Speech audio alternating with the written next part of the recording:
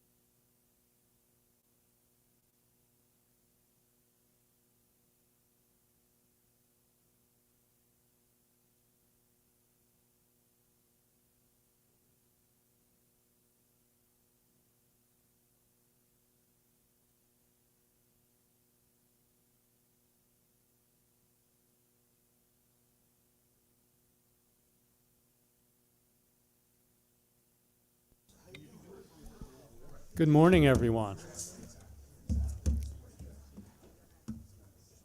It is great to be here with you all on this balmy Tuesday morning.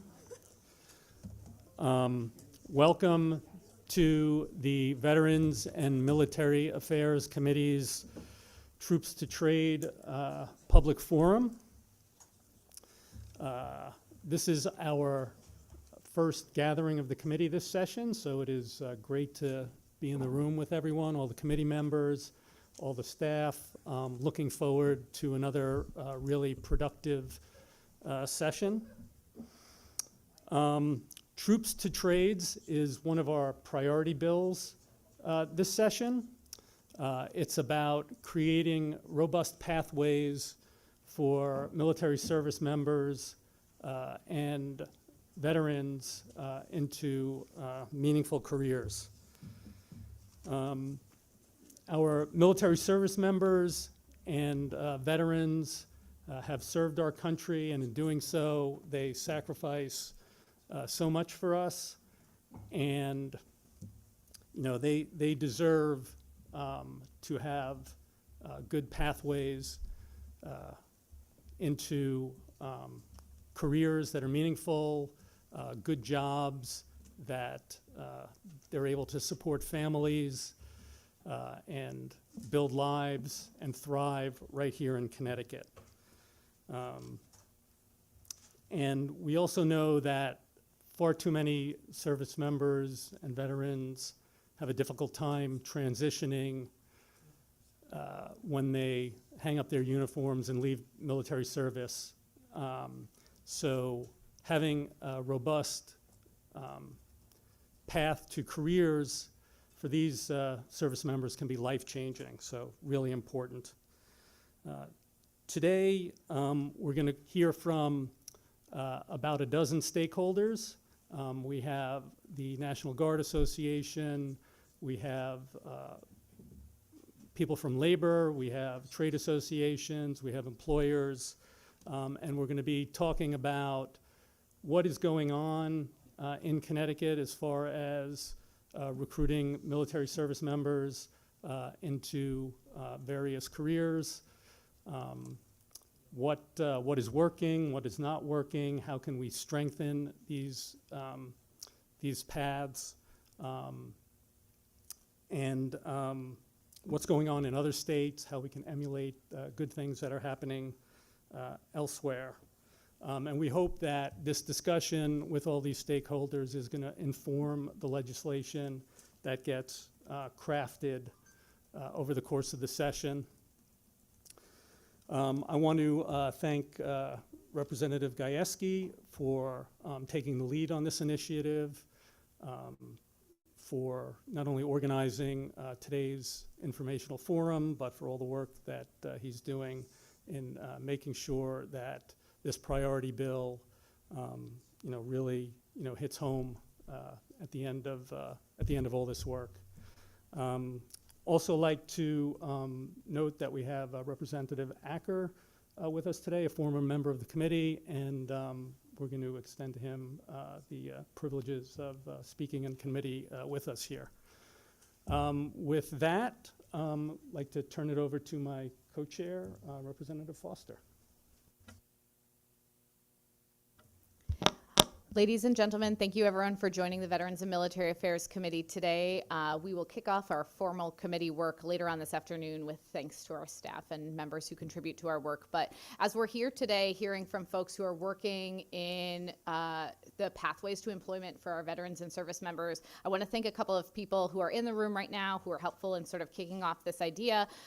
First, I want to thank Katie Z from NAGACT. Because of her, a conversation about a year ago, we put forward a OLR request, and the Office of Legislative Research gave us a really robust and detailed outline of what pathways to employment in the trades could and did look like in other states for veterans and military service members. And a lot of that work is informing some of the work of the committee this year. And I also want to thank State Representative Mary Wielander, who introduced a concept like this with me as a co-introducer a couple of years ago, whose brother is testifying before us today, which I think is really awesome.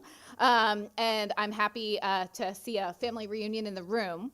And so I just want to thank everyone for being a part of this. We are trying this year to work on a committee that's traditionally bipartisan to make sure that our priority committee bills have champions in both caucuses. And we're working really hard to make that work happen. And so I want to thank Dan for doing a lot of the legwork and organization, and Rep. Ackert for making introductions, for inclusion in the meeting today. And hopefully we can get to a place this year where we do something not minorly meaningful, not the idea and the thought of it being helpful to veterans and service members, but something that robustly improves the lives and employment potential for veterans and their service members. And with that, I'd like to pass to my ranking member in the House, Representative Anderson. No, I echo the remarks of the chairs. This is a great initiative, desperately needed by our workforce and our veterans, and ultimately will benefit the people and economy of our state. Thank you. And Senator Gordon online, do you have any opening remarks?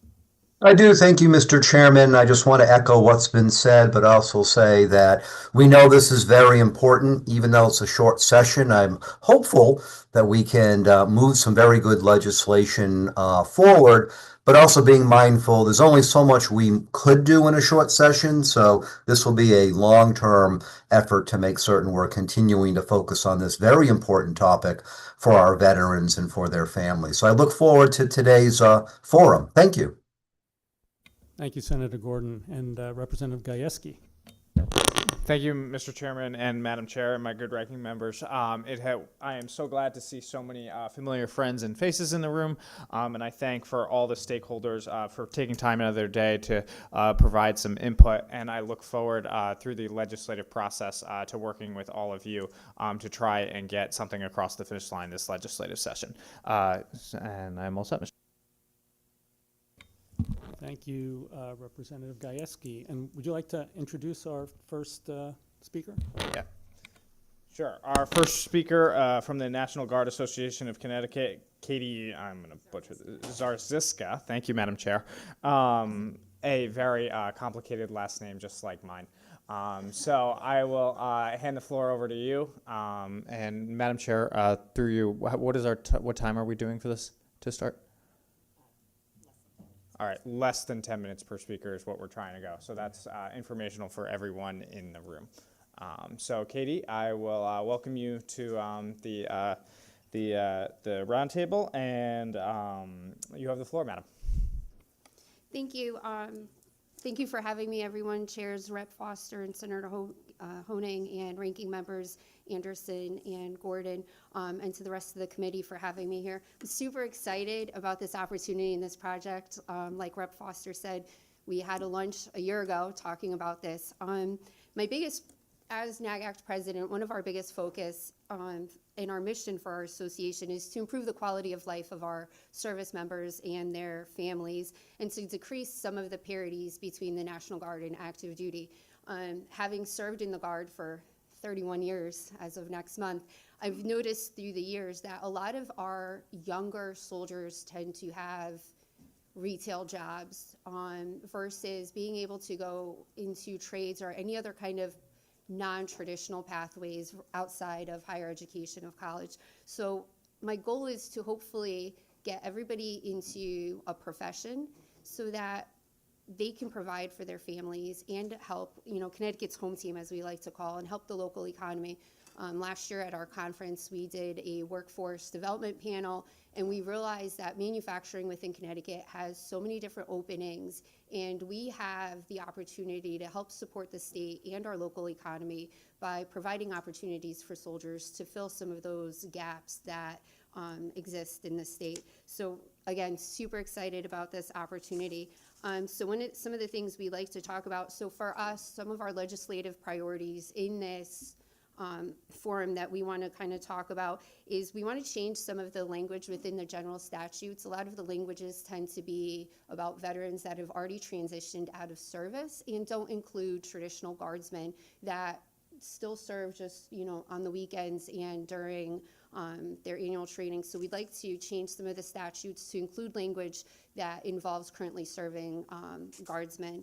The other thing that we would like to do is to allow, again, guardsmen to utilize existing DOL and DVA services for career counseling, in addition to expansion of their existing programs.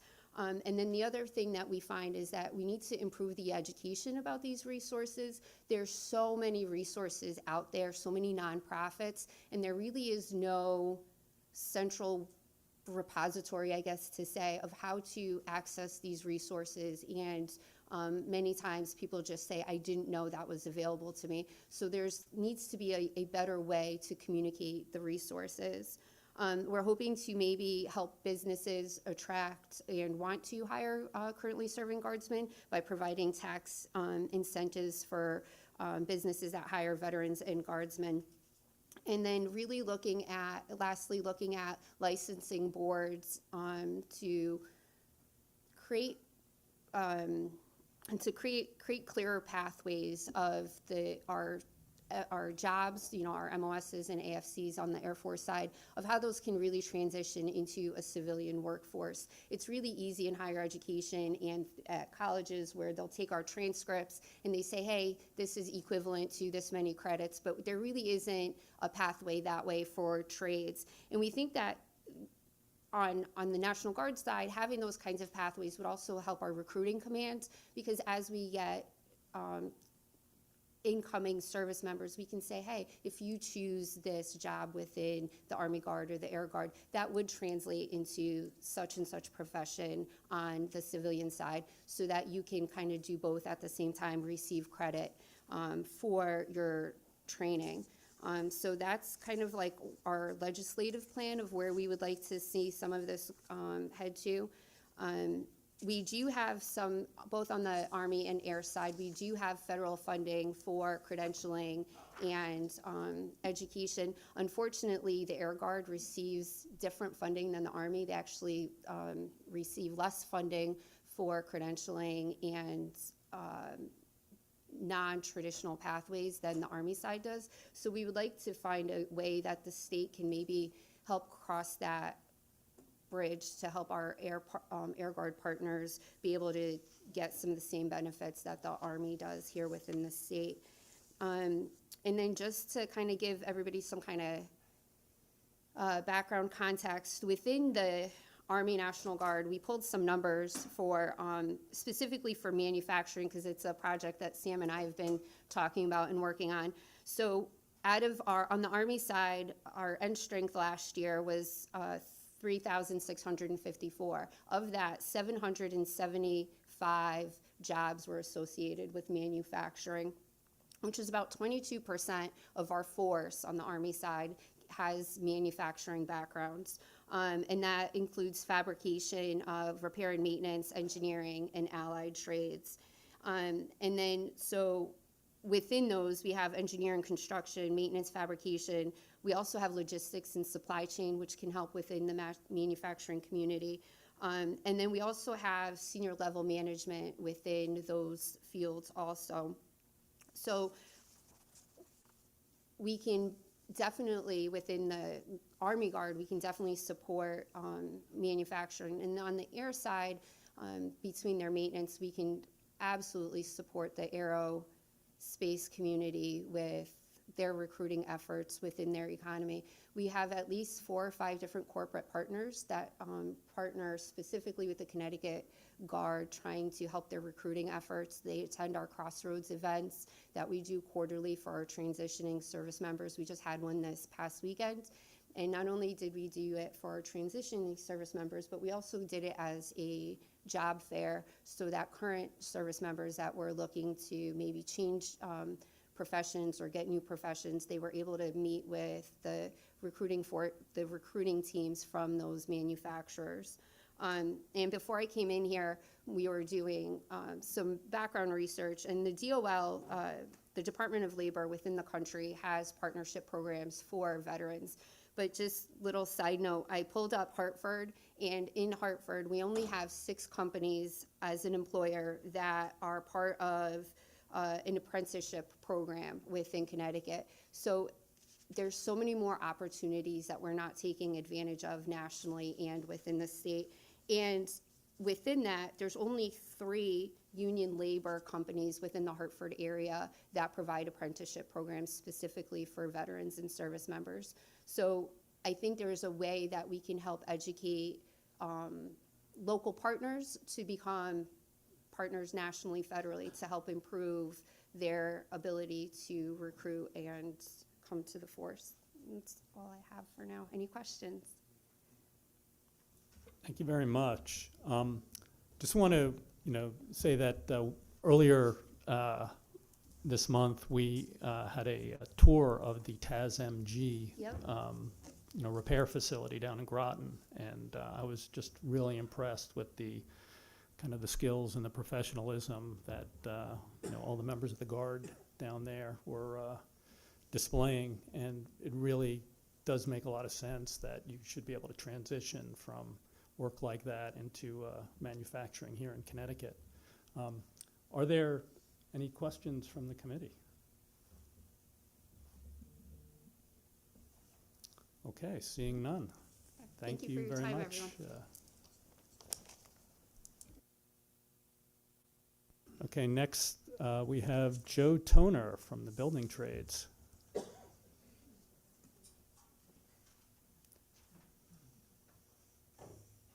Thanks for being here, Joe. You may start when you're ready.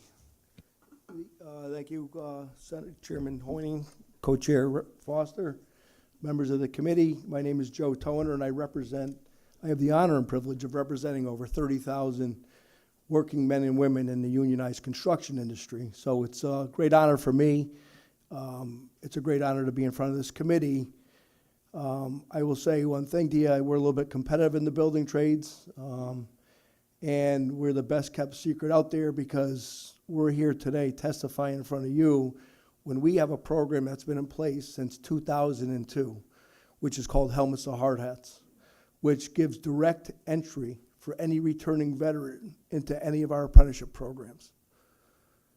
So if you're a veteran, I know I was sitting behind Dan Riley, and it's funny that I have a relationship with Dan Riley, and I don't think Dan knew it until I talked to him the other day, but Dan was a direct entry recipient into the Ironworkers Union when I was a business agent for the Ironworkers, and Dan worked with the Ironworkers Union, and he came in through Helmets to Hard Hats, so it's great to see him doing a great job for the Senator's office. And I think when we talk about what we do in the unionized construction industry, it's a little bit different. And for the previous speaker that brought up that there are stats that there was only 3 programs that were associated with union apprenticeship programs, I think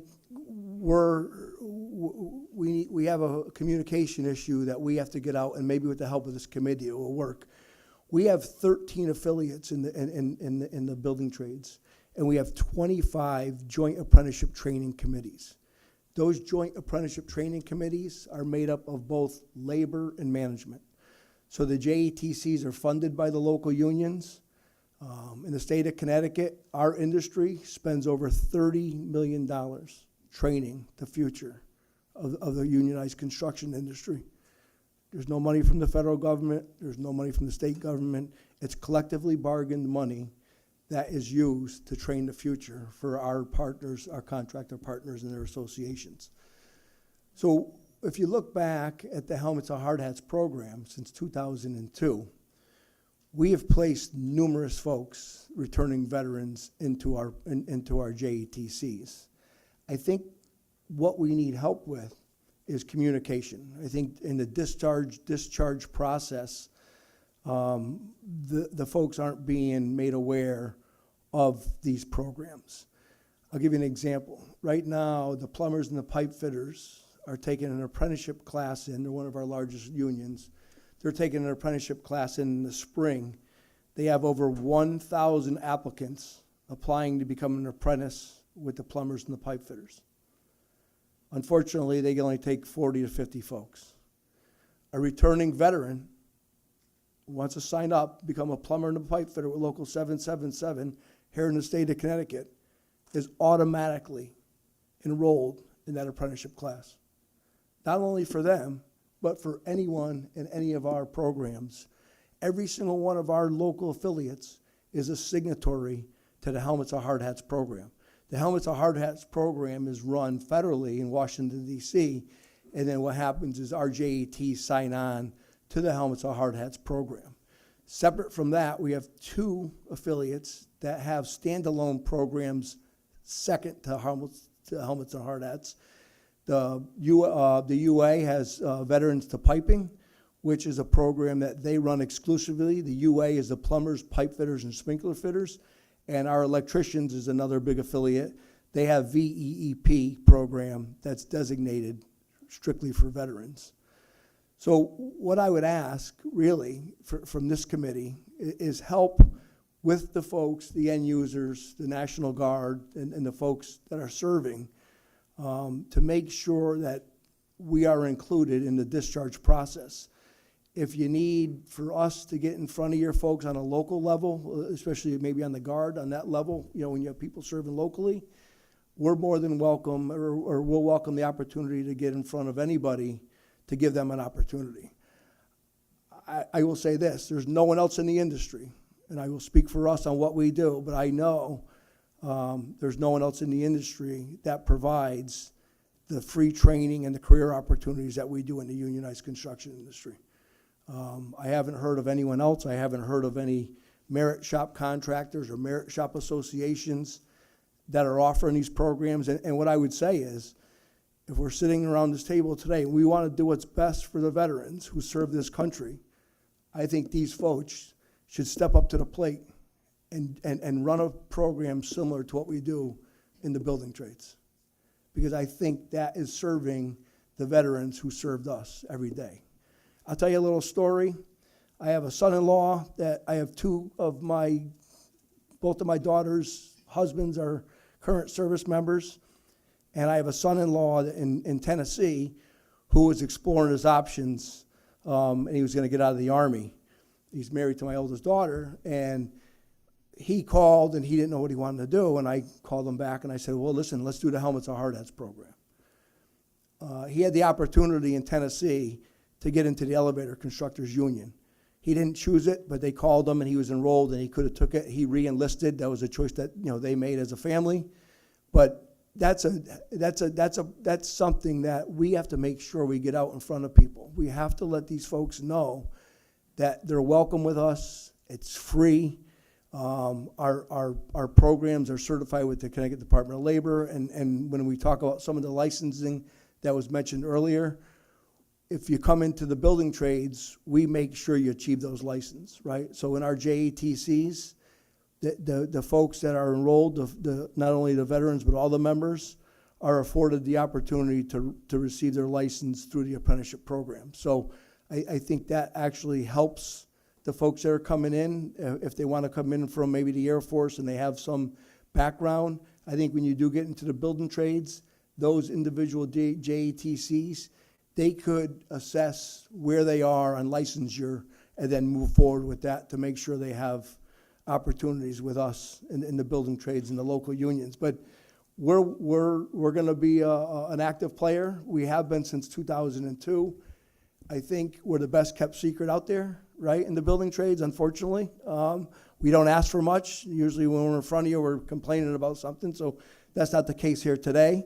So I'm happy to be here. But I will say whatever we need to do to help the returning veterans in this committee, count the building trades in, and thank you for your time. Thank you, Joe. Appreciate the testimony. My co-chair has a question. Thank you for joining us, Joe. I think when you and I spoke ahead of this, you had mentioned we're the best kept secret. So if we can help you become less of a secret, we want to be helpful in doing that. You mentioned, actually, Katie had mentioned like indexing, creating a list of the resources and opportunities. If that's something that this committee can support and work and effort making happen, would there be like a Connecticut-specific landing page to Helmets to Hard Hats? And would it include accessibility for National Guardsmen, or would it only be retired and veteran service who are eligible? Could people who are actively engaged with the National Guard participate? Yeah, so the first question is yes. I mean, we could actually, that's not a problem to make sure it's more specific to Connecticut, right? I mean, we'll get that out in front of you, whatever. We have a brochure actually that we use through our Building Trades Training Institute that identifies all the programs. So we could take that brochure, make it more specific to returning veterans. And as far as the guardsmen go, I would say they are part of the Helmets and Hard Hats program. If not, I will get back with helmets or hard hats, and we'll make sure we incorporate them. I just don't know what the structure is nationally, but certainly we want to include all veterans. Well, I'll just say as a legislator, we always appreciate when people say, you don't have to legislate this, we'll just do it for you. So thank you so much. We appreciate that. I'll pass it on to who's next. Thank you, Rep. Foster. Rep. Gajewski has a question. Thank you, Mr. Chairman. Thank you, Mr. Toner, for coming today. It is greatly appreciated, and I look forward to working with you and all the people who are going to testify later today on trying to get something accomplished. My question is, you mentioned you had 30,000 current members. Do you know how many, what percentage of that are veteran? No, I don't. We have veterans. I don't know the number. I could get back to you. But one thing I will say to you is in our project labor agreements, which we do around the state of Connecticut, veterans participation is listed in labor agreements that we have to make sure that veterans have an opportunity on the project. But I think one of the issues that we're having with identifying veterans, and maybe my good friend Dan Riley can help me with this, I think the folks that are like, with the gray hair, like with me, like my generation, I think, their discharge, I think part of it was identifying their discharge numbers back when they were discharged to enter that into to make sure that they were getting credit for veterans, to be a veteran. And I think a lot of them were having a hard time getting that number that they had on the discharge, if I remember correctly. So what we can do is we could go back, and then maybe with the help of Dan and the senator's office, we could try to figure out and drill down on that number. We do ask that question in our applications, so it's just a matter of coordination going back with the apprenticeship programs to give you that number, Representative. All right. And do you know if they needed DDD 214? That's the issue. That was the issue Okay. for identifying. And what happened was we had some issues identifying the folks because they couldn't get that number with their discharge so long ago. They were struggling coming up with that number. Okay. Correct. All right. That's what it is. All right. Thank you, Mr. Toner. Thank you, Rep. Gajewski. Rep. Polos, you have a question. Good morning, Mr. Toner. Thank you for your testimony. My day job, I'm a teacher, high school teacher for my day job, and I came into my profession through an alternate certification route. I was a Peace Corps volunteer. I had background knowledge, and I had a quick certification and started teaching 8 months after my return, and had different licensure requirements as well through that program. So I guess my question to you is, with the helmets to hard hats program, or what you envision for this troops to trade program that we're considering, would the training be fast-tracked? Would it be any different than a traditional route to the trades?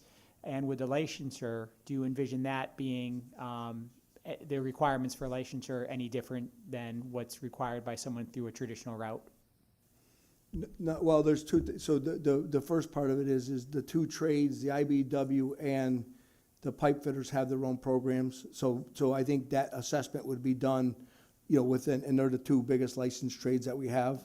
As far as the licensure going forward, it's standard for us in our joint apprenticeship training committees. I think one of the things, and I don't think this is the place to talk about it, but some of the stuff is when you have licensure in Connecticut around occupational licenses in the building trades, one size certainly doesn't fit all, right? And we have to be careful. I mean, you might have some type of certification when you were in Florida, which doesn't apply here in Connecticut, right? So I think what we like to do is we like to make sure that each individual local will assess the people that come in. As far as the licensure goes for each individual trade, that's specific to the state of Connecticut and the qualifications that they need to meet. So we train according to the qualifications that the state requires.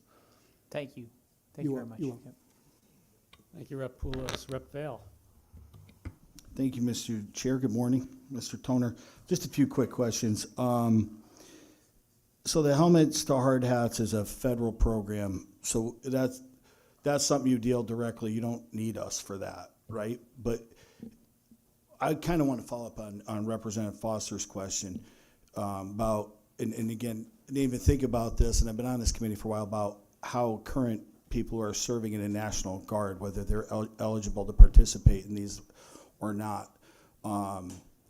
Is there any way we can get a definitive answer on that, number one? And number two, is there action we could take to facilitate that, or because that's a federal program, if they weren't eligible for that, that we would have to talk to our federal delegation to make changes in that?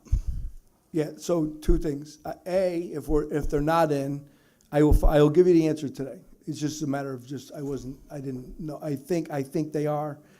And as far as being a federal program, it's not per se a federal program. It's a partnership with the federal government. Helmets or Hard Hats is a standalone program. It's not ran by the federal government.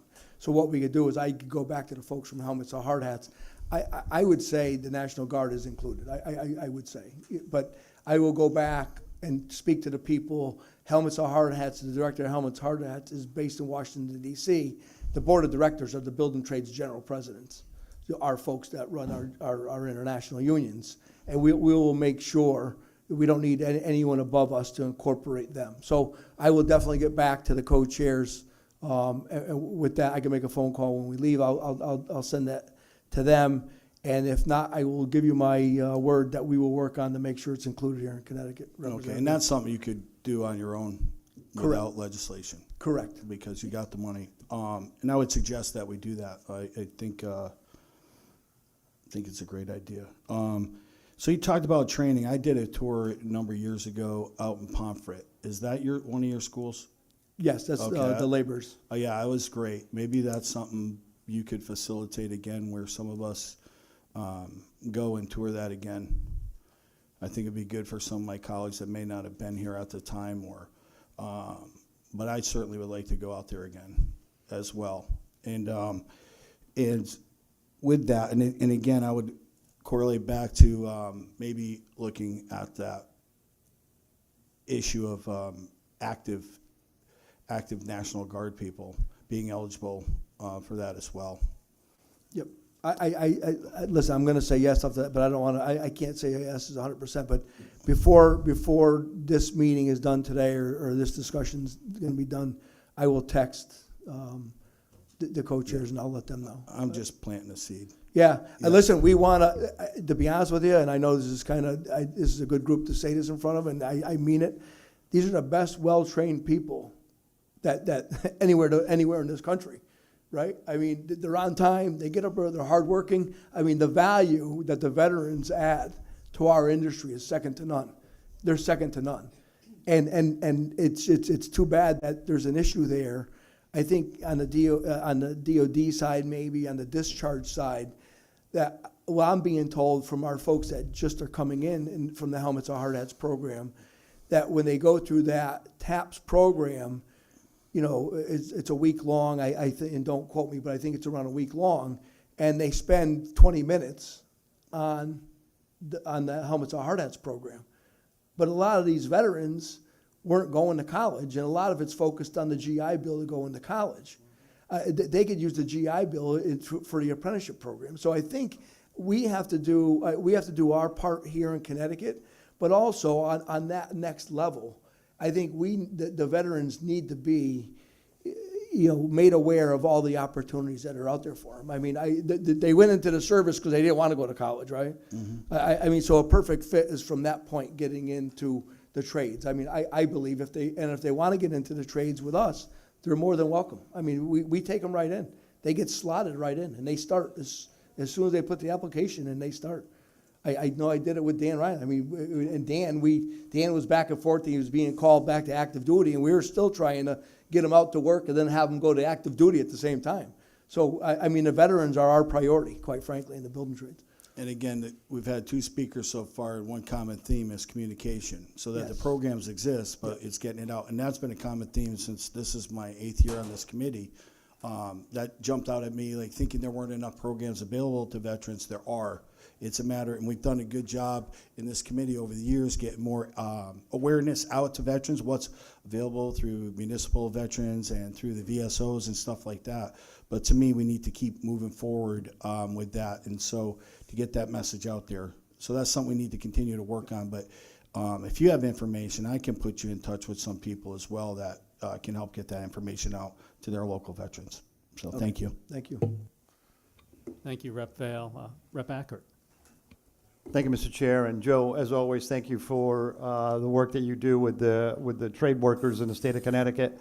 You mentioned, and again, thank you for your focus that you brought up with your training that you're doing. I've been at a couple of the facilities, wonderful opportunities for people to learn, especially Pomfret, especially the carpenters, fantastic facilities, and focused on quality work, as you mentioned.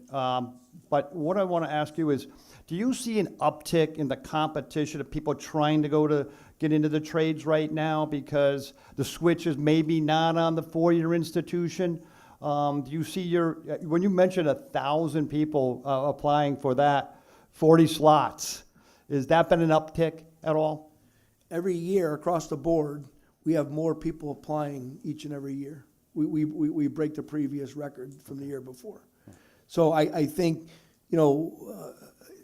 it's people are struggling to survive, right? I mean, when a rent is $2,000, you're not making it on $20 an hour. And back in the day, when you had 3 or 4 choices, I think what's happened, to make a living, I think now with this generation, they're realizing that they need the training, they need the reliable employment and a good paycheck just to survive.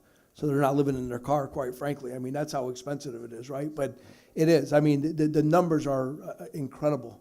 Our applications, our apprenticeship programs, I mean, are their application process alone is 2 weeks, just interviewing apprentices. So it's incredible. Yeah, and that's one thing we need to look at, expanding opportunities you said to get in, opportunities to get into training.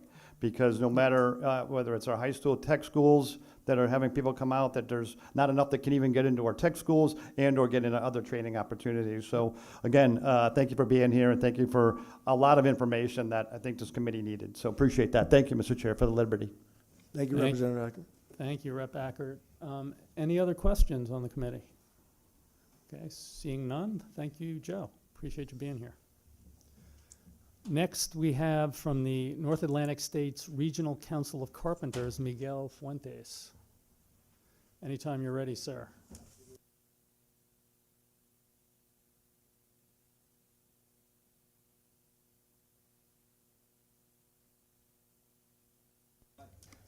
All right, good.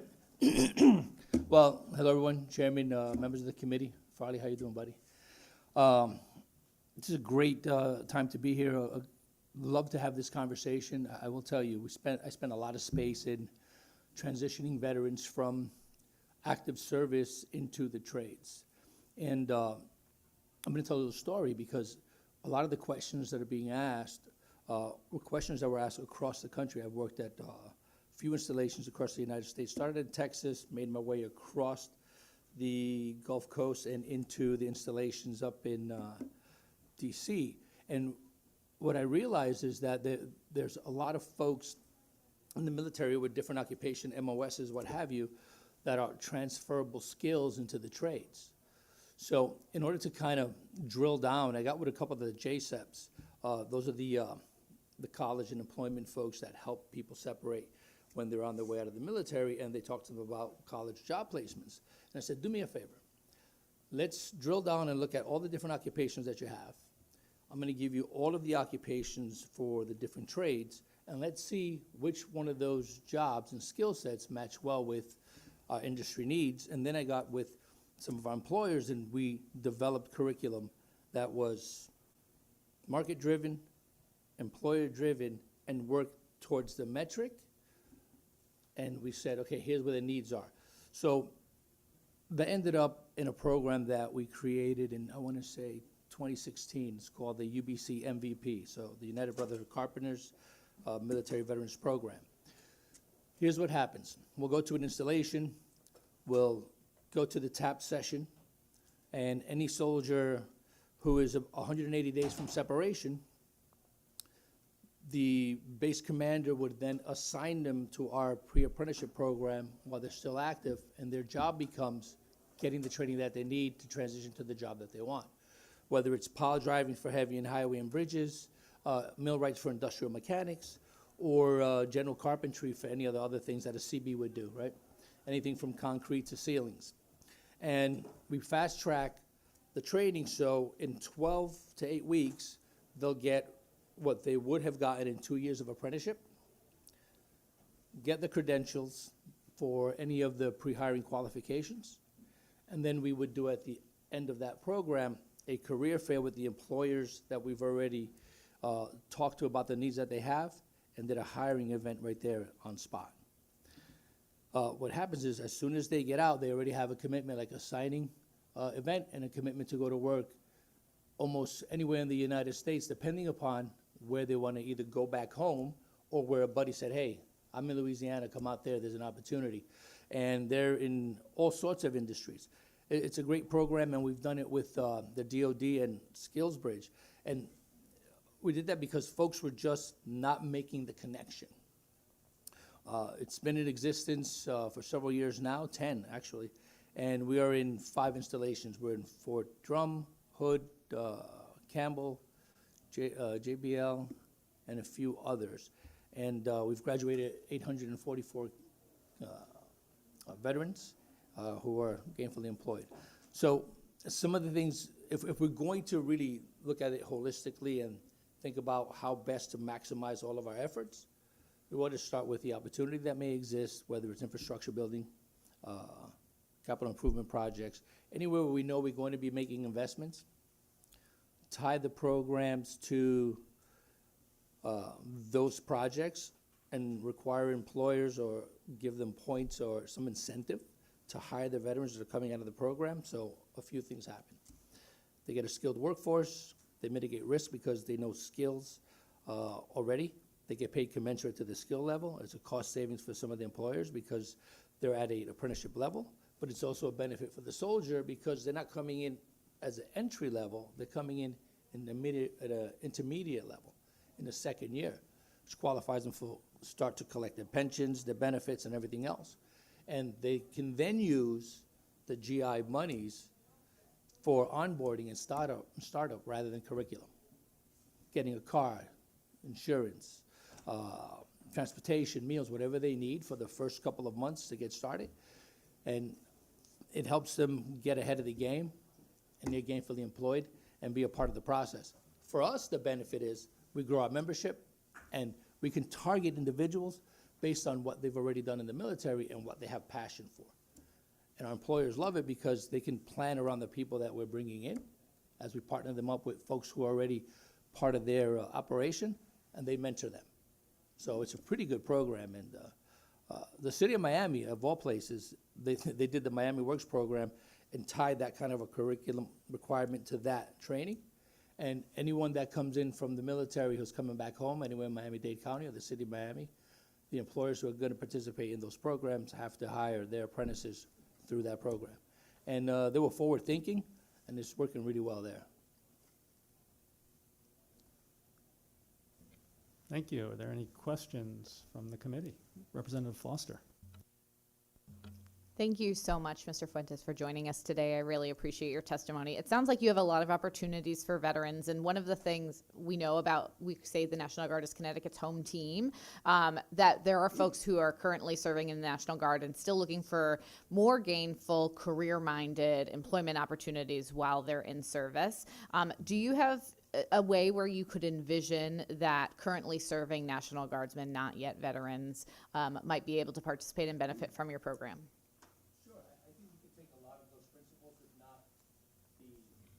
Your microphone, please, sir. I'm not used to that. So I think we can do something like that where it's worked already in different installations across the country, right? I don't see why we couldn't do it with one of our bases here at home and talk to some of the commanders or however it's structured and say, here's the framework, here's the MOU, right? So it spells out how it's done. Let's see if we can incorporate it here and get some of our employer partners who are all over the state to be a part of that program. For me, it's always been about not training for the sake of training, but training to the need. So identify the need first, identify the consumer of that service or product, and put everyone in the same room and say, okay, we'll prepare them for that project. And you do that ahead of time, the outcomes are much better because you can measure. And I'm big on, measurables. So I appreciate that as a scientist. I'm grateful. I think maybe we can make some introductions after this public hearing today that might be able to promote that. But as you leave and go about your day and you're thinking about this, and I hope everyone else in the audience thinks about this too, if there are things that as the legislature we can do to leverage, promote, or encourage those kinds of relationships, that kind of cross-pollination that works for employment opportunities for our National Guardsmen and our veterans, our Air National Guard, I want to make sure that we are promoting those opportunities. And so we will make those introductions after our time here today, but I think if there are things you'd like us to be working on too, you can let us know. Thank you. Absolutely. Thank you, Rep. Foster. Thank you, Rep. Foster. Rep. Gajewski. Thank you, Mr. Chairman. Mr. Fuentes, I believe you're a veteran yourself, correct? No. Unfortunately, no. Grandfather Korean War veteran, uncle Vietnam. Medical injuries say they wouldn't let me participate. Well, I'm still glad of your support and leadership in supporting our veterans. I thought you were a veteran, so my mistake. I was going to thank you for your service, but thank you for all the work you've been doing. It's greatly appreciated on behalf of our military community here in Connecticut. You had mentioned the Miami program, Yes. and how you guys plan around an individual's military service. When you guys plan around somebody's military service, does it speed up the process of their accreditation, or is it still the same accreditation process? No, it actually speeds it up, right? Because, and it's funny, because when a person has some skills that are portable skills, right, they make an easier transition, and it accelerates the program for them in that they come into our apprenticeship program at a second year. That's halfway through the apprenticeship. And we take into account their experience. One of the things that I did find outside of the trades, there are some occupations that municipalities, states, different local governments don't give credit for the same exact type of experience because it's not in their space. That's something that we have to try to figure out and honor the time that they put in, almost like if you get certain credits for life experiences or or occupational experience when you're going for a college degree. I don't see why we couldn't do that with different other occupations, right? Maybe an EMT, maybe nursing, what have you, and fast track their licensure or their whatever certificate that they need to be able to go right to market, right, to the civilian world. And do you have an idea of how much it fast tracks in the state of Connecticut for your programming, or do you I'm looking for like a time frame. Does it speed it up by like a month? Does it speed it up by 2 months? Or like kind of what's the average? I know every case is different, but kind of what's the average of what it speeds it up? For a person to come home, apply, and get on a job site? Yeah. Go through the interview process, you're pretty much ready to go. Okay. Yeah, and for us, it may be, so we got 60, 70 people every month come to our information session trying to apply. If you're a veteran and you're in that same pool, we're going to put you ahead of the line because you already did part of your service, right? So the minute that an employer says, I have this need for a second period apprentice because they'll get fast tracked, who may have this skill set, they're going to go to a job site immediately. Now, the onboarding process for the employer is what it is for us. We get them indentured, signed up, and they pay the $200 registration fee for the apprenticeship registration. That happens in about a week. They're on the job site the following Monday if we have a place for them. Okay, so it is a very quick turnaround. So Fast. that's great. Yeah. That's greatly appreciated. That's it from me, Mr. Chairman. Thank you, Rep.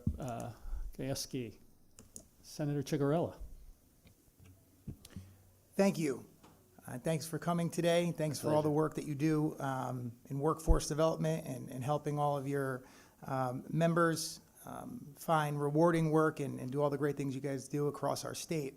I know we were actually recently talking, maybe a week ago, I think we were in Wallingford speaking, and there's a lot of licensed trades, correct? Yes. And you guys don't have similar licenses to plumbers or electricians. That is correct. Yeah.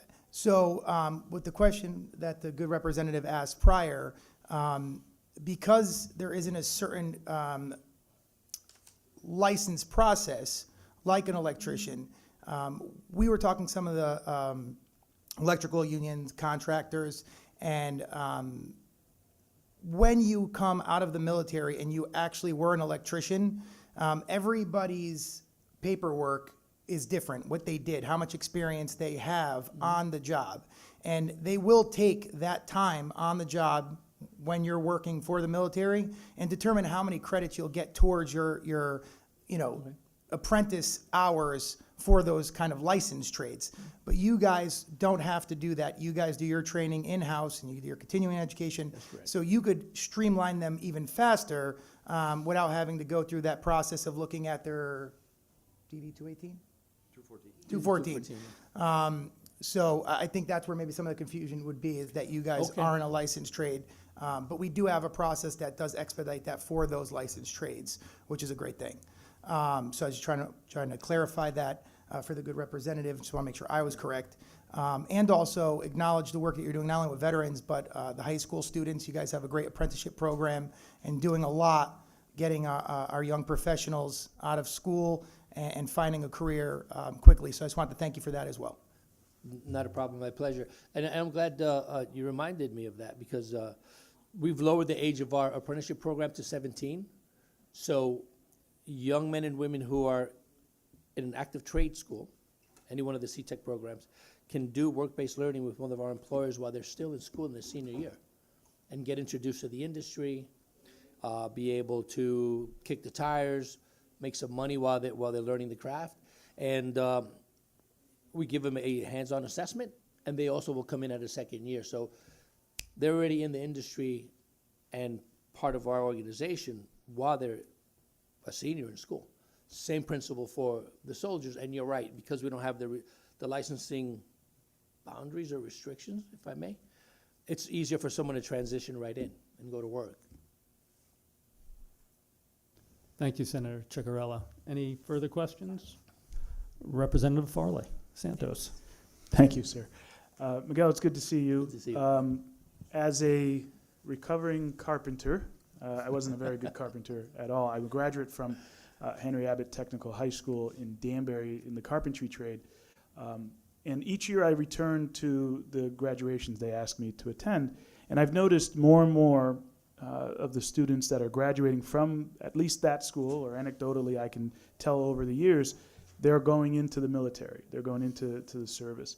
And so I wonder if perhaps there is some kind of partnership that could be done from the carpenters, right, with the CT Tech system, or individual schools that perhaps are seeing a higher number of these students that are going off to serve our country, that perhaps there could be some kind of formulation or workaround where they can be in line, let's say, once their service is done. And I understand that could be several years, right, and things change very quickly. But perhaps there's a closer partnership there, or perhaps a program that could help them when they come back and to integrate to civilian life and perhaps go back into the trade, right? Sure. And Senator Ciccarella is right. You don't have the licensing that is needed for so many others. So it's an easier opportunity for these students and folks who are serving our country, right? Sure. And look, in many ways, these kids are making a lot more money than their counterparts, right? And so I think if we perhaps could analyze the opportunity there to see if there's anything that we can do to streamline that process for them as they return home from service. I wondered if you thought that there might be an area of opportunity there. Yeah, I think there is. I mean, there's a lot of, twists and turns in life, and who knows where they'll end up, but when they come back home, Sure. I'm sure we can do something where they have an interview, a commitment to get seen. I mean, our doors are open, right? So there really aren't a lot of restrictions, but I think there may be something we can do where almost like sign up, go through the information session, what have you, and we'll keep their information in abeyance or in a locked file or what have you, Sure. and then when they come home, I was part of that program. I'm sure we could work something out. That's great. Well, listen, thank you for all that you're doing anyway through the internship programs. I've seen it at Abbott Tech and throughout the CT Tech system, and I appreciate the opportunities you're giving to Absolutely. the next wave of employees that we need. So And I welcome anyone to tour our facilities to see what we do, and even put your hands on it and come in when the tech students come in or soldiers come in, when we do a shop Friday for them. You can come and be a part of that too, so you can see what it's all about. It's a good program. Thank you, Representative Santos. Any further questions from the committee? Seeing none, thank you, Mr. Fuentes, Thank for you so being much. here. Appreciate your testimony. I appreciate the opportunity. Thank you. Next, we have from Unturning Steel, Bill Leahy. Whenever you're ready, sir.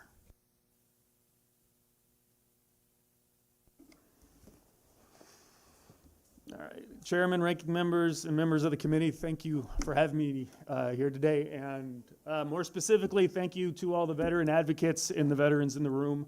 I'm here today representing the GWAT generation of Connecticut veterans. My name's Bill Leahy. I'm a Connecticut veteran, West Point graduate, and former U.S. Army infantry officer and founder and CEO of the nonprofit Unturning Steel. We connect qualified service members with high-skill opportunities in manufacturing and facilities engineering. I have been working in manufacturing for the last 10 years after my separation. Have moved up into the ranks to now I have my own consultancy, which we have repurposed to help veterans in Connecticut.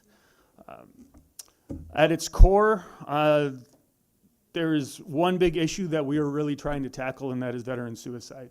And programs like Troops to Trades are something that tackle some of the root causes of that issue. I myself am a Gold Star family member. I lost my older brother to veteran suicide when he was transitioning into manufacturing 4 years ago, and this has become my life ever since. Each year, thousands of service members face one of the most challenging missions of their careers, and that is transitioning from active duty into civilian life. According to the RAND study, despite federal government investing more than $13 billion annually in transition programs, the system remains fragmented and heavily focused on education and training rather than job placement. Data on long-term outcomes is limited, and too many veterans find themselves underemployed, which is key, unemployed, or disconnected from meaningful work. In this landscape, nonprofit organizations often stepped in to bridge the gap. We provide the personalized support and one-on-one guidance that large federal systems struggle to deliver. Yet while these nonprofits have proven their impact, many face sustainability challenges that threaten their ability to scale. Experts increasingly agree that stronger collaboration between federal initiatives like Troops to Trades, state initiatives, and veteran-serving nonprofits is essential, aligning metrics, sharing data, and reducing overlap to improve accountability and outcomes. Our program is redefining what a successful transition looks like. Unturning Steel is rebuilding America's workforce by providing transitioning service members with world-class training and manufacturing best practices focused on reliability and operational excellence. They receive their training through practical exercise, professional and academic certifications, and unprecedented individual support through the DoD Skill Bridge program. And we are operational in Connecticut coming this April at Elgin Corporation.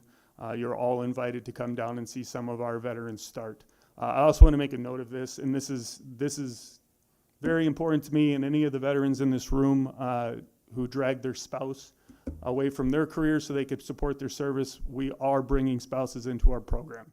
There's 200,000 veterans transitioning out of service every year. Half of them are married. That's 100,000 additional assets to the U.S. workforce. My wife is a great example of that, highly educated, licensed clinical social worker from Seattle. I met her when I was at Fort Lewis and dragged her around the country. She sacrificed her career for me. These are extremely, extremely talented people, and many of them are looking for opportunities in manufacturing. We have a spouse starting with us at Elgin Corps come June. And she's doing it with her husband. It's an awesome thing, and we'll be placing them with manufacturers in Connecticut. What makes us different is we don't represent a business. We represent an industry, and more specifically, we are agents for the veterans that we have coming out. Transition programs are wonderful, but when you enter the transition as a veteran, you can find yourself locked into one opportunity, and that can initiate a consistent, constant transition cycle, which is draining and difficult to come out of. What we're doing is we are getting a hold of them months before they begin their transition through the DoD Skill Bridge program. They come to us, we train them in manufacturing best practices and operational excellence, and we're creating leaders for the future of manufacturing. These leaders are the ones that will be implementing the legislation and the different programs that are created in these rooms, and they will be the ones that understand the needs of the veterans coming out of service and how best to support them.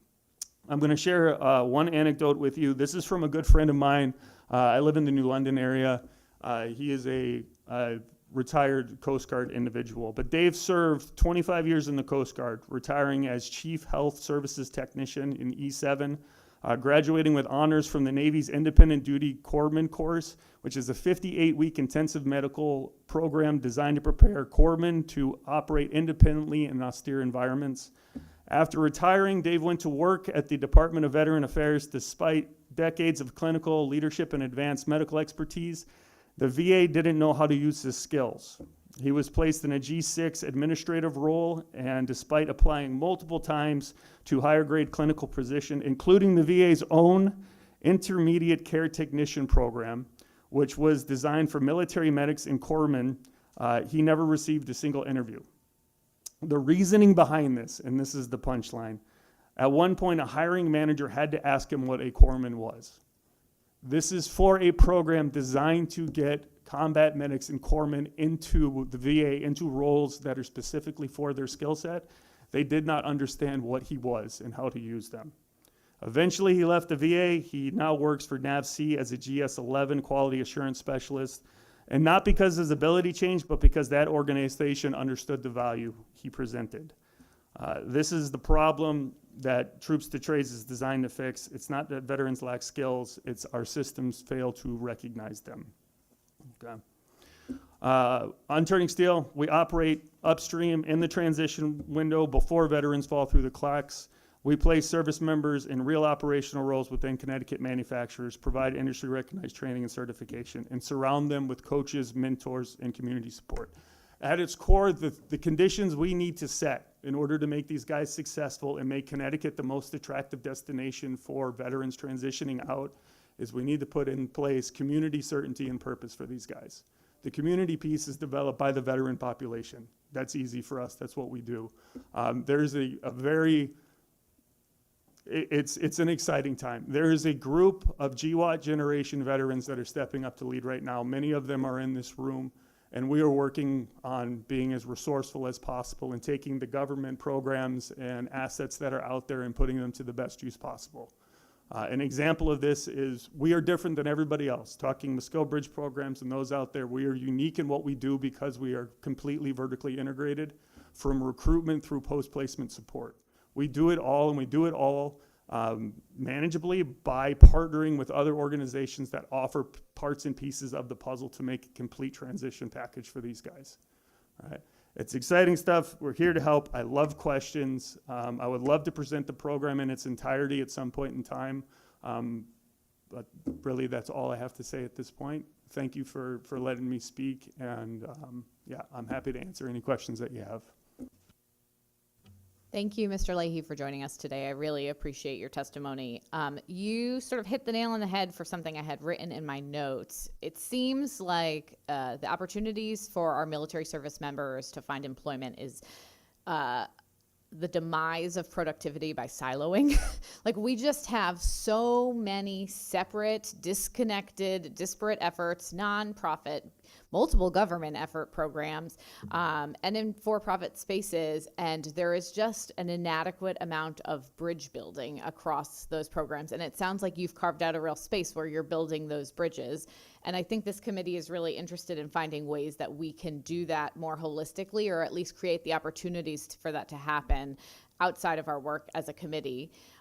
What do you think the state of Connecticut's role in moving this mission forward would be if we wanted to break down those silos and, you know, encourage cross-pollination between all of these groups that's efforts are well-intended but not necessarily well, you know, subscribed to? What can we do?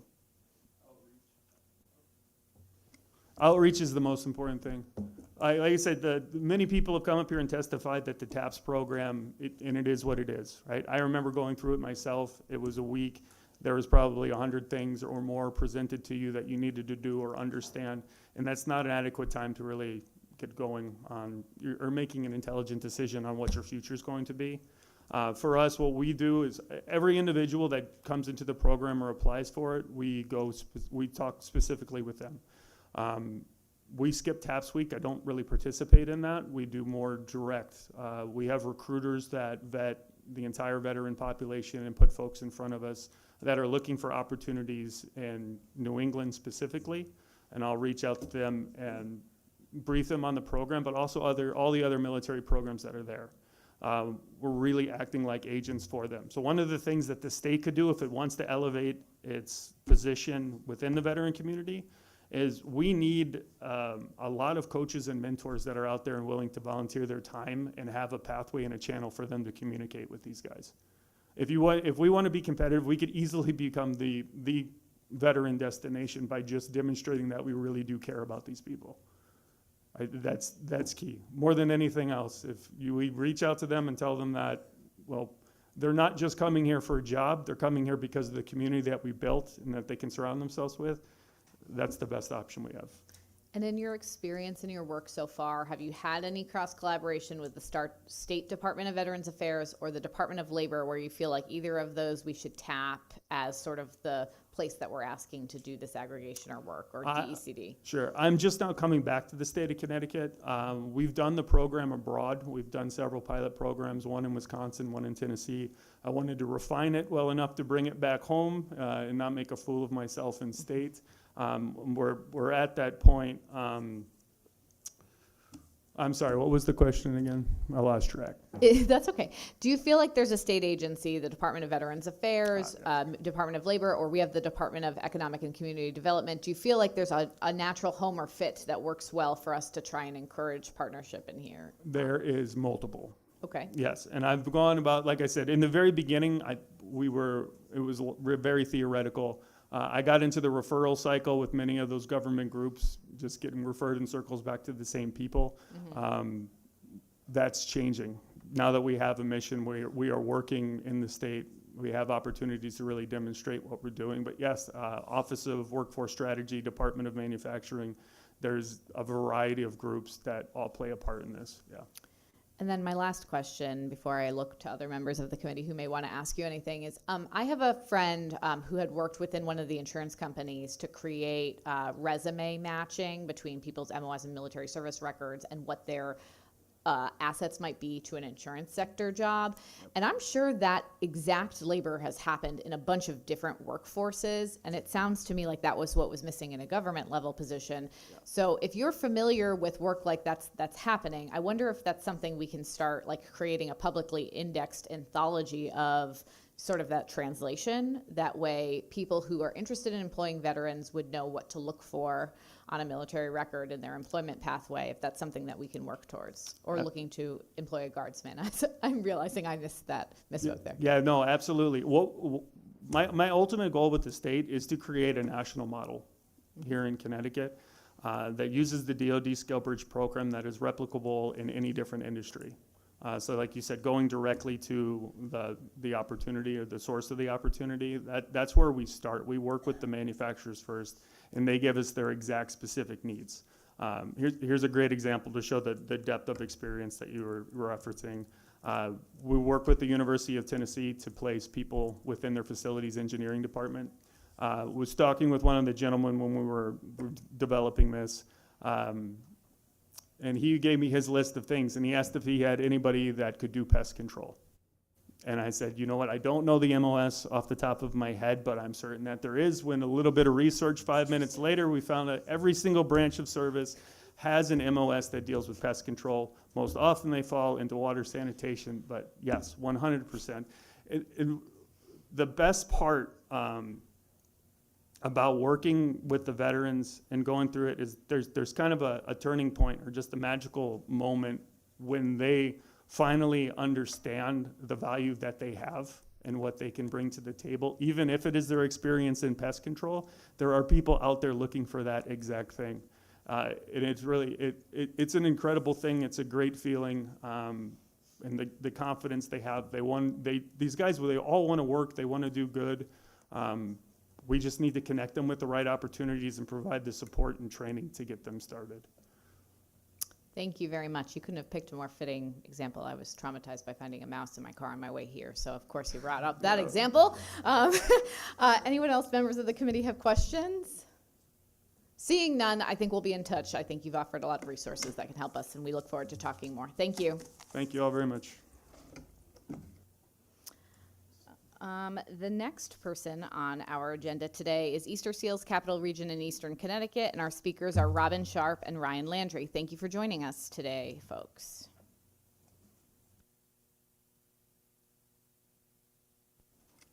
Thank you. Chairman, actually, I'm Robin Sharp. Ryan is not able to make it today, so I do have some notes from him that I've incorporated into mine, so I'll be speaking for both of us. So good afternoon, Chairs Foster and Honig and members of the committee, and thank you all for your time today and your attention to this important initiative. As I said, I'm Robin Sharp, President and CEO of Easter Seals Capital Region in Eastern Connecticut. And through our services at Veterans Rally Point, we serve over 2,000 military service members and their families every year. I also co-chair with Jim King, who you'll be hearing from later, the Subcommittee on Employment of Veterans for the Governor's Workforce Committee. I want to thank all of you for the attention and time that you have been giving to making Connecticut a more veteran-friendly state and the legislation that you have proposed and passed in support of our service members. At Veterans Rally Point, employment is one of our main pillars, and we fully support a Troops to Trades initiative and any initiative that recognizes the employment needs of our service members and their families. At Veterans Rally Point, we also have a food pantry for our military families. And when I look at the numbers of people that come through that operation on a weekly basis, it verifies what the data shows, that too many of our veterans are underemployed and their spouses are unemployed, jeopardizing the financial stability of their families. And it looks like about 16 to 21% of our military spouses are unemployed. And while the unemployment rates for veterans are relatively low, the underemployment rate is about 23% in the state of Connecticut. So we are absolutely missing out on a very qualified, dedicated workforce. No one who served our country should have to wonder how they're going to feed their family, and employment is obviously key to this. We are also at Easter Seals the Connecticut recipient of the Staff Sergeant Parker Gordon Fox Suicide Prevention Program for veterans. Under this program, we've expanded our outreach efforts from Eastern Connecticut to Hartford County, and we're able to offer the wraparound services that are so extremely important to employment success. In the nonprofit world, and I've seen this through my entire career, we have a tendency to build beautiful programs and not ask one really important question, which is where are the people going to come from and how are they going to find out about it? And I worry with an initiative like this, when you layer that with a population who doesn't always want to be found, that we're going to have trouble getting the word out to people. And as Bill said, outreach is key. When I look at the models of successful programs throughout the country that you shared, many of them have one thing in common. They start with a state-level transition assistance program. At our committee meetings for employment for veterans, that is one of the first things that we identified was the need in Connecticut for a state-level TAP. Done right, this is the answer to where will the veterans and military service members come from for a Troops to Trade initiative. Other states do this very successfully, and we know how to do this in Connecticut. We can get this done. We can build the pathways, the true, usable, functional pathways to employment, including skills-based training to current workforce needs and credentialing for transferable skills and experience. And I'm going to implore you also that we need to include the military spouses in whatever initiative that we're creating. We have an amazing opportunity right now to build something really incredible. Let's do it the right way. Let's start at the beginning, where we're able to connect with our service members when they come to Connecticut and build the strong foundation of a Connecticut TAP to make sure Troops to Trades is incredibly successful. I'd like to invite you all to visit Veterans Rally Point. It is a model program in the state of Connecticut that brings veteran services all under one roof. It's being used as a model in other communities throughout the country. And I can schedule listening groups for you with our veterans if you'd like that. I can do that at any time. But I think, you know, we all have one goal, to make Connecticut the state that our service members want to call home. Thank you so much for joining us today. Are there other questions from members of the committee? Seeing none, thank you. Oh, I'm sorry, Representative Ackert, honorary member for the day.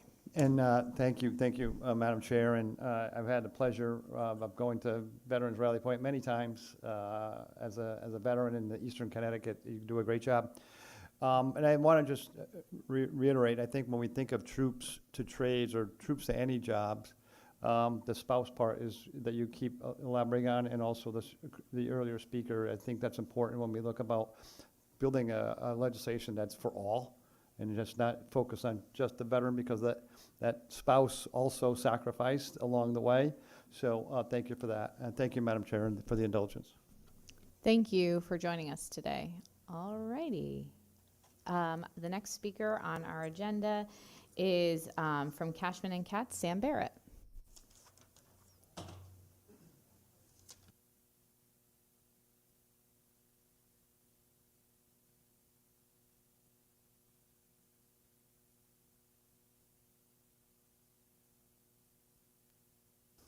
There we go. Yeah?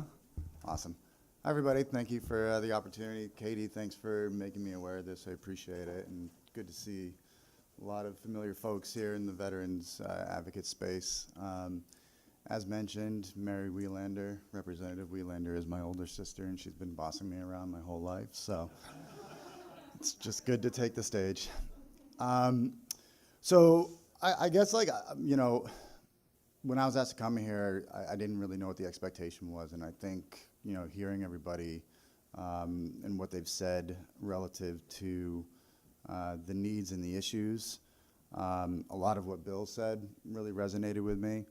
And, you know, my role, I work at a marketing agency called Cashman Katz in Glastonbury, and I wasn't really aware of the emphasis of manufacturing relative to the veteran population until Katie invited me to moderate the workforce development panel for the Connecticut National Guard's annual conference last year. And that's when it really opened my eyes, when you have two critical industries or infrastructure where there's a clear I need and I have match. I reached out to Paul Lavoie at the time, and I asked him if there was any kind of formal program or connective tissue that was in place that would bridge the gap between the manufacturing industry and the National Guard, because they're so complementary in terms of what the Guard's doing relative to manufacturing as well as additive manufacturing, and what the manufacturing industry here in Connecticut desperately needs, which is to fill over 5,000 positions. No formal bridge existed, but, you know, it seemed like an opportunity to explore. You know, now at the current agency I'm at, the Office of Manufacturing is a client of ours, which has allowed me to dig a little bit deeper within the industry as a whole. And, you know, one thing became abundantly clear to me, and I think it's been echoed multiple times here relative to communication issues, but I don't know how much people are aware of the complexity and I think the convoluted nature of the manufacturing industry here in Connecticut. Like, it's absolutely insane if you actually take a look. Like, the number of organizations that are involved that are either dictating policy or trying to act as a support mechanism is robust. So, you know, I've already heard the DECD, the Office of Workforce Strategy, the Connecticut Office of Manufacturing. You know, you couple that with the CBIA, you have Advanced CT, you have CONSTEP, you have Manufacture CT, you have the numerous regional sector partnerships. You know, in total, and not even counting the steering committees and organizations within the university system in here in Connecticut, there's at least 40 dedicated agencies or bodies that are meant to support manufacturing and the employers that ultimately ladder up and support the OEMs here in the state. So to hear that communication is an issue is not a surprise. Like, that is obvious. Like, how do you navigate a system where there's no clear platform or champion of a platform in order to anchor things against? And that was one of the things that I wanted to address with the Office of Manufacturing here in Connecticut. You know, when I joined the agency, they'd already been a client, but I saw it as an opportunity to push through an agenda that I thought was important, that I started building with Katie and Bill Polifko over here, which is that bridge between the manufacturing industry and the National Guard. So I developed a program called the Connecticut Commitment to the Troops. And I didn't want to create anything that was groundbreakingly new. I wanted to be able to have an anchor point and a champion, and then I wanted to connect the dots between these two industries in a way that represented a light lift for everybody involved. And it was literally me going out to manufacturers across the state and telling them, you know, if there was a program where the National Guard was able to leverage incentives for recruitment or retention based off of, you know, an incentive provided by a manufacturing firm, would you want to be involved? And the answer from everybody is yes. You know, it's, you know, if you provide, you know, additional training or certification opportunities, preferred hiring, you know, these aren't things that, you know, necessitate a huge lift for these participating manufacturing firms. You know, what we're trying to do is give people, you know, I think a mechanism that can be easily latched onto and doesn't represent, you know, an incremental burden to their daily operations. You know, but what you need is like a clear champion. Like you need a clear through line, right? Like there needs to be something intuitive and simple and actionable. And communication needs to be flowing between a limited number of parties. But, you know, I rattled off 20 some odd organizations, 15, right? I don't know how many of those organizations are in this room, but if you guys want to be able to create something that's going to be worthwhile and drive change, there has to be representation from the bodies that are out there doing this all the time.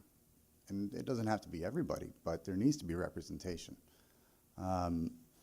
And like, I'm not trying to lecture anybody, but like between, you know, I was, Pomfret was mentioned. I was out in Pomfret, you know, a month and a half ago, and I was speaking to the leadership at Luz & Co., the wire company, the manufacturer out there, and they're leaving $1 million on the table right now because they can't find people to work the shifts that they have. And they want veterans. And Katie and I went out there, and they're reaching out to these different organizations and bodies, you know, trying to figure out, hey, like, how do you help me fill these gaps? And I think manufacturers are facing kind of the same issues or challenges trying to navigate the system that veterans face when getting out. You know, it's like with so many different services and so many different organizations all trying to do great things, it's like, where do you start? It's really hard to see the forest through the trees. And I think the ability to create something simple and actionable is really what's necessary. But again, it really does necessitate to have you need to have the right people around the table, you know? And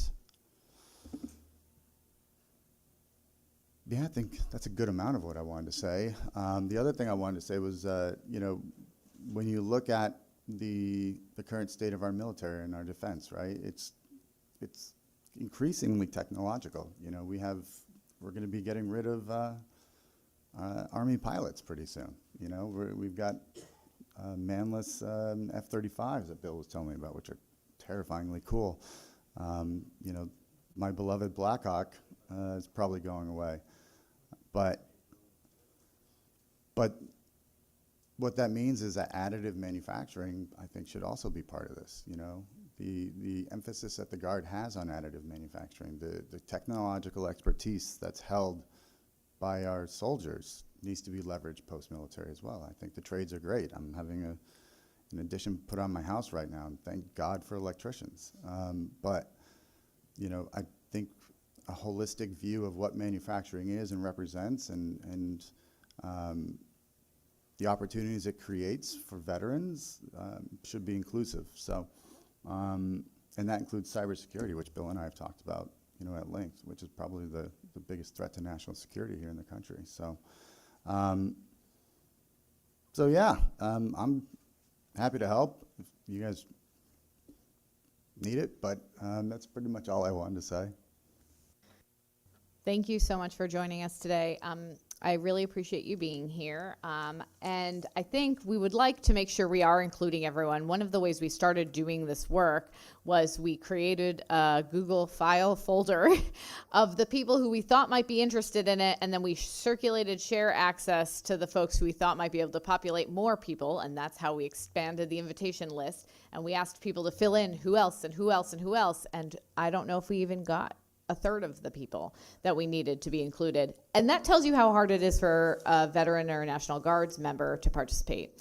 I want to ask you, before we move on, we want to make sure that we maintain focus between the veterans and between National Guardsmen, the young folks who are entering, 18 to 24-year-olds and joining and looking for career pathways simultaneously to serving in the National Guard. Do you think that any of the mechanisms you talk about think about or consider those opportunities as part of their work, and is there a way naturally to integrate them? Are you talking about relative to the younger generation of veterans here? Well, I'm not even talking about veterans. I'm talking about people currently engaged with their National Guard, currently serving in the National Right. Guard. So they're not yet veterans, Yep. and they still are looking for, traditional day jobs, and we want them to be career pathway as well. Yeah, no, I think, like Katie and Bill and NAGACT, what they're trying to do is move folks out of retail jobs into probably more meaningful and long-lasting careers. Again, that requires partnership with complementary organizations. And, there needs to be it either needs to come from a convening body within one of these manufacturing dedicated organizations, state or otherwise, or I think it needs to come from the universities who have an emphasis on this, whether it's UConn, Yale, the University of New Haven, and what they're doing relative to the research center. I can't remember the exact name, but it's about 130,000 square foot facility that they're building. There's a lot of ready-made assets that can be called upon to work in partnership with. And I think the key is to think about the fact that any partnership needs to have mutual benefit, and there needs to be a very clear value exchange, right? If it seems one-sided and one of the parties doesn't see the ROI from it, then they're not going to go through with it. But if there's the ability to partner with a university universities, doesn't matter which one, desperately need undergraduate students coming in. And if they can bridge that gap by offering a program that eventually becomes a feeder into the student population, and at the same time benefits some of these younger folks, whether they're in the Guard or they're veterans, then it seems like a win-win. I appreciate that. Any other members of the committee with questions? Dan, Rep. Gayette, sorry. Thank you, Madam Chair. Thank you, Mr. Barrett, for joining us today. You had mentioned that you had identified about 40 agencies / nonprofits that were kind of doing this work. I was hoping you could elaborate on that and explain where, are they all kind of doing the same thing when it comes to helping veterans? And is there a way we can kind of consolidate that service into kind of one big thing, or is it just kind of their own individual thing? So the organizations that I mentioned are more focused on the manufacturing and supporting the manufacturers within the OEM supply chain. And it depends on who you ask when it comes to redundancy, but there is going to be some overlap at some point regardless. There's probably there's the same amount or more of veteran service organizations out there, but if there's a way to identify the USPs associated with these individual organizations, so at least you can signpost how to use them effectively, then great. But again, I think everything has to be anchored in a champion, because that's what people want, to be able to latch onto something that's easily identifiable and something that's going to be simple. And so having that kind of that singular platform, I think, would be advantageous. Thank you, Madam Chair. Thank you very much for joining us today. The next speaker on our agenda, we appreciate your time, is Jim King from Elgin Corporation, my constituent. Thank you so much for joining us. Good morning, Chair Foster and committee members. Thank you so much for your time and attention to this really important matter. You guys, everybody in this room just fires me up. I am so motivated by what I'm hearing today and what we have the potential to do. I'm just so excited, so thank you for that. My name is Jim King. I'm the president of Elgin Corporation. We're a veteran-founded organization by World War II veteran Lieutenant Colonel Joe Glasser. Every president of Elgin Corporation has been a veteran. I myself was an OIF, OEF. I was also a Connecticut Guard member when I went to the University of Connecticut, go Huskies. I'm an ambassador to Connecticut Manufacturing. I'm also a board member to Unturning Steel. And veterans is a passion of mine. So my company, Elgin Corporation, we've earned the Hire Vets Award 7 times in a row. It's the only federal recognition for companies that hire veterans and keep them employed. So I'm very proud of that work as well. As Robin mentioned, we're co-chairs on the subcommittee on employment of veterans and Governor's Workforce Committee. And the work that's kicking off today is just going to make a foundation for a stronger Connecticut. I have a couple of slides that I have here that we've been working with the Office of Workforce Strategy. And Connecticut faces a pressing challenge. I lost my slide. There we go. Connecticut faces a pressing challenge on retaining its veterans and eliminating barriers to employment, thereby ensuring that they remain as an integral part of the state's community and workforce. Despite the state's rich history and commitment to supporting its veterans, there's a growing concern about the outmigration of veterans from Connecticut to other regions and the persistent obstacles that they encounter when seeking employment opportunities here in the state. So a few questions that we have: how do we get veterans to stay in Connecticut? How do we prevent the loss of veterans to other states? And how do we prevent barriers to employment for veterans? A couple of the initiatives that we've been working on. We've been looking to incentivize companies to hire veterans by offering a state-level work opportunity tax credit. We've had it in the state before. It has gone into retirement now. And right now the CBIA is working on getting that legislation introduced back this session. We're looking to create a state-level transition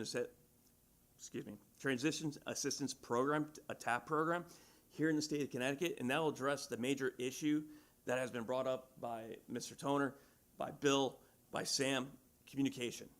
That is what that purpose of having a Connecticut TAP program would be. It is to communicate to those returning veterans, to the state of Connecticut, what programs are out there, like Easter Seals, Rally Point, how they can get to that resource, how that resource can work for them. And it would also give employers in the state an opportunity to let veterans know that, hey, these are the opportunities for you here. TAP is, like Bill said, it's a 1-week course at the federal level as you're leaving your installation. I went through the program, and I really can't tell you much there except that they looked at my resume. They don't really focus on what you're going to see here when you get to Connecticut. And what we have is a lot of Connecticut programs, and at the federal level, they're telling you about the federal programs. They're telling you about the GI Bill. But we have no ability to communicate at that program what Connecticut has to offer those veterans. And so if we had a moment to capture that veteran when they return to the state and put them through our own TAPS program, we can promote all the programs here in the state that are going to help that veteran transition, find really good employment and housing. We would like to expand the employment readiness services existing in Connecticut by hiring more veteran outreach liaisons who represent each of their congressional districts. Leverage the existing programs that we already have here in the state, including DoD Skill Bridge, Hire Our Heroes, Helmets to Hard Hats, things of that nature, and really create a marketing and branding program to help veterans understand what is available here in Connecticut And that could be as simple as just having a Connecticut veteran website that is the portal, so that just so if they do a quick search on Google, they get there, and we can start showing those programs, and we can start showing what we have to offer as a state. I think that would be extremely helpful. Back in 2008, there was a summit for returning veterans to the state of Connecticut, and it was run by the governor, and it was to understand veteran issues as they were already returning to, it was looking at veterans who have been here for a year, and it was just an open forum to identify issues. I'd like to see that be recreated as well, so that we can get more veteran input into our state and what we're doing. A couple things that we're looking for also, and other states have this ability, but we do not here in Connecticut. When a veteran is ETSing, when they're leaving the service, they'll put the home of record that they're going to. The state is notified that their veteran is coming to the state of Connecticut, but what we don't get, it is not disseminated to the American Legions, the VFWs, or the Marine Corps detachments that, hey, there's a veteran in your area. Let's go talk to him. Let's show him that other veterans are in this area and give them that community that we're all looking for. And I just want to go, I'm going to go to the next slide because I think this is the most important one that we have right here. Again, everything is about communication. One more, sir. This right here is the model that we're proposing. When a veteran is leaving the service, they go to the TAP program, and that is the last time that we have a touch with that soldier, sailor, or airman. As they come to Connecticut, they may find employment, they may go to college, we don't know. What we're proposing is that in between that transition, as they come into Connecticut, they get into a Connecticut TAP program. There we determine, hey, here's your avenues for college. These are the avenues for education. If they decide to go into college, we'll tell them how to use that GI Bill, what's available to them, show them the internships, show them the graduate programs, help them with their job search so that they stay in Connecticut. The manufacturers, the people who are employing people, will be able to let us know what jobs are available for veterans, what types of veterans they're looking for, and we could help hone those veterans as they're going through those programs so that they stay in Connecticut and that they're employed in Connecticut. If they decide not to go to college, great. We're going to help them with that job search. We're going to show them the Skill Bridge program. We're going to show them helmets to hard hats.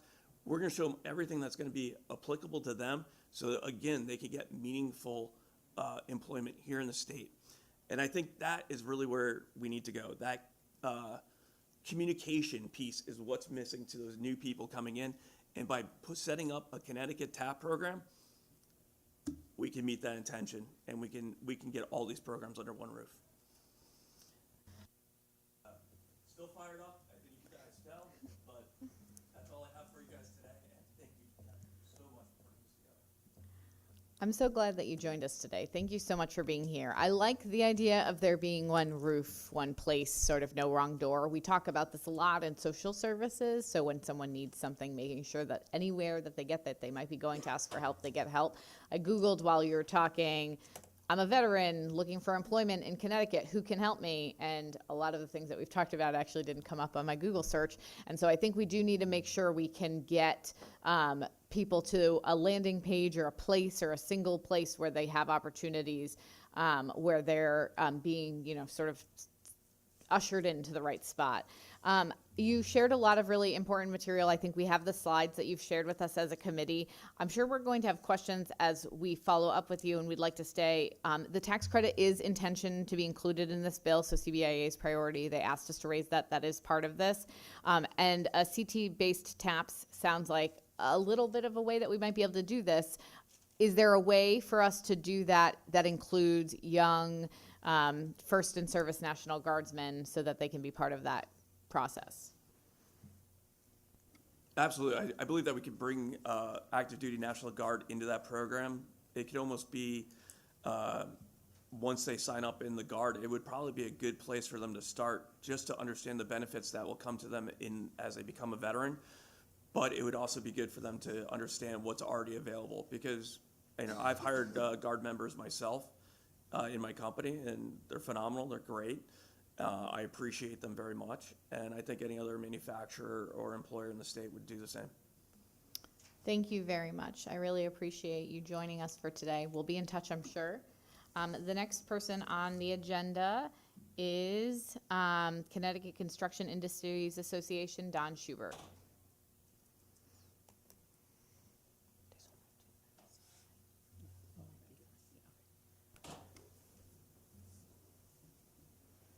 Good Thank afternoon. you for joining us. Thank you.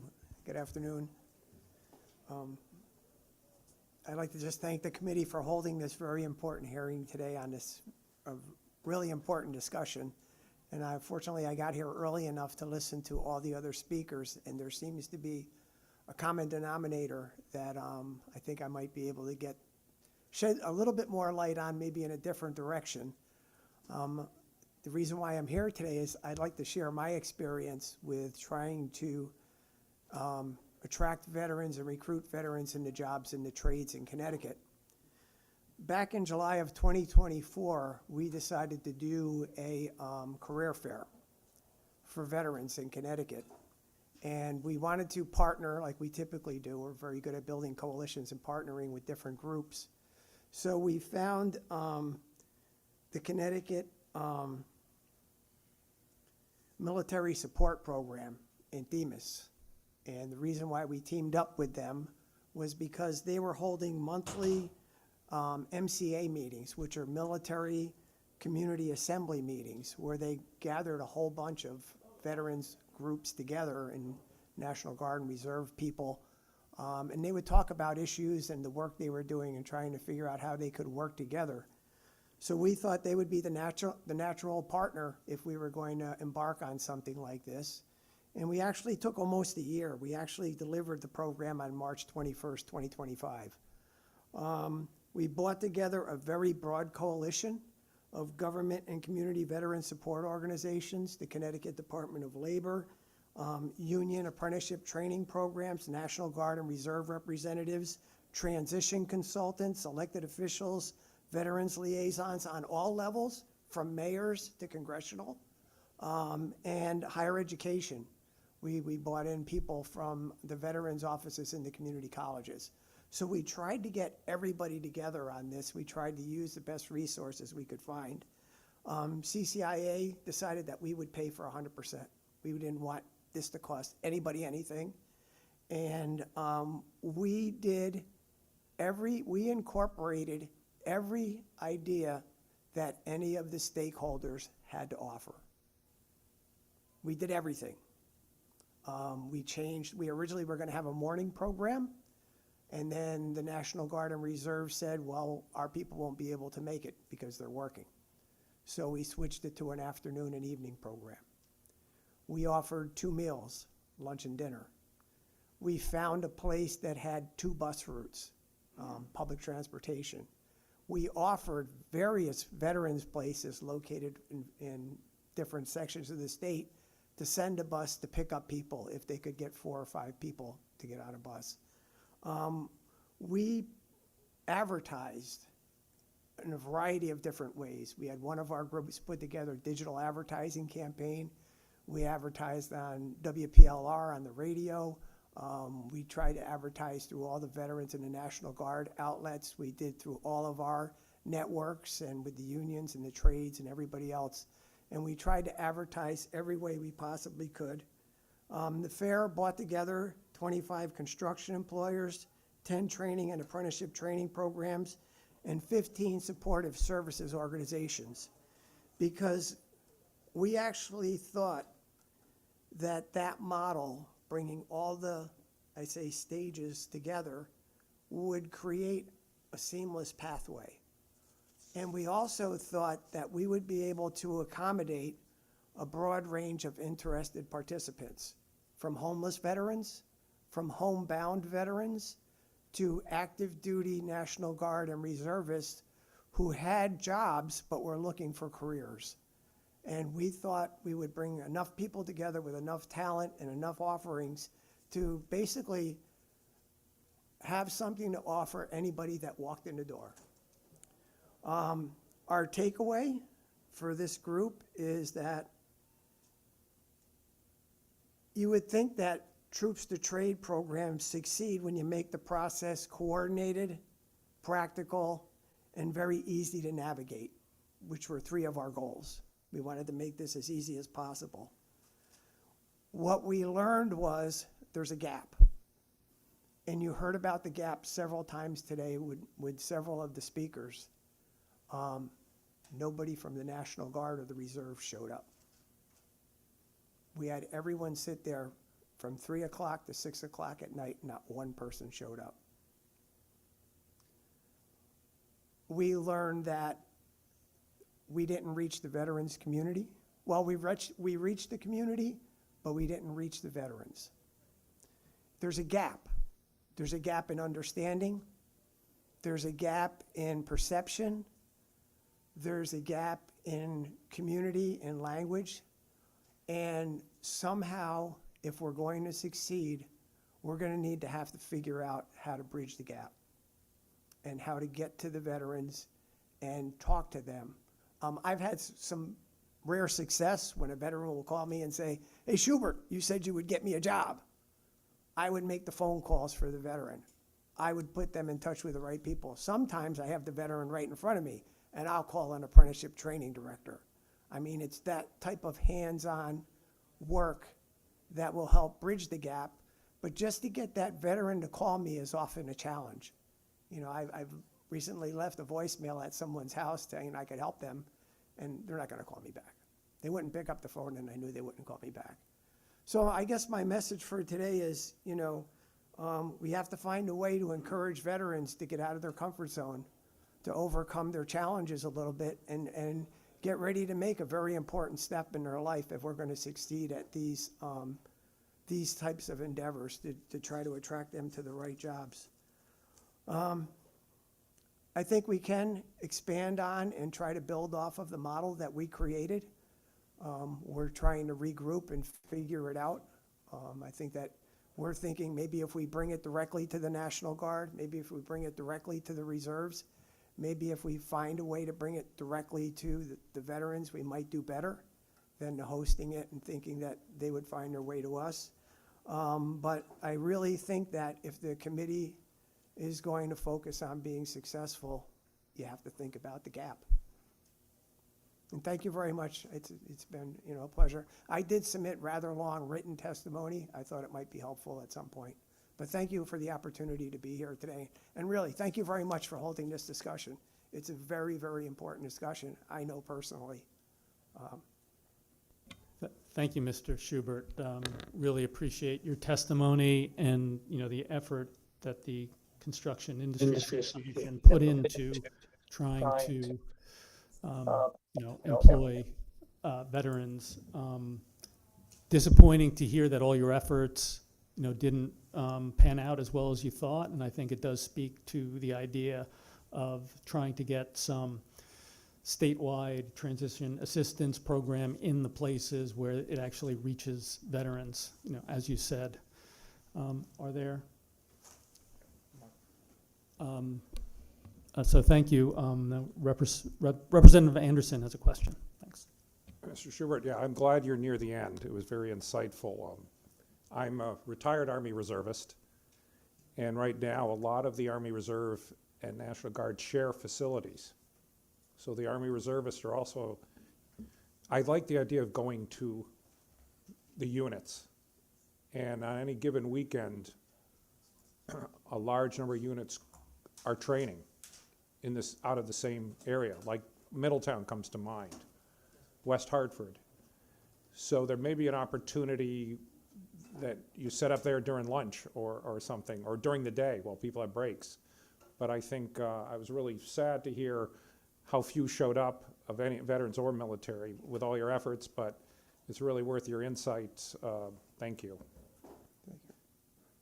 Thank you, Representative Anderson. Seeing no other questions, thank you for your testimony. Really appreciate you being here. Thank you very much. Thank you. Okay, next we have from the Connecticut Automotive Retailers Association, Chrissy Monaco. I'm here on Zoom. Can you guys hear me before I get started? Yes, thank you. Thank you. I believe we may have been in the same room at the Veterans Hall of Fame Yes. ceremony. I know your brother was inducted, so He was. congratulations on that. Thank you. And thank you, Chair Foster and Austin, for letting me zoom in, and members of the committee.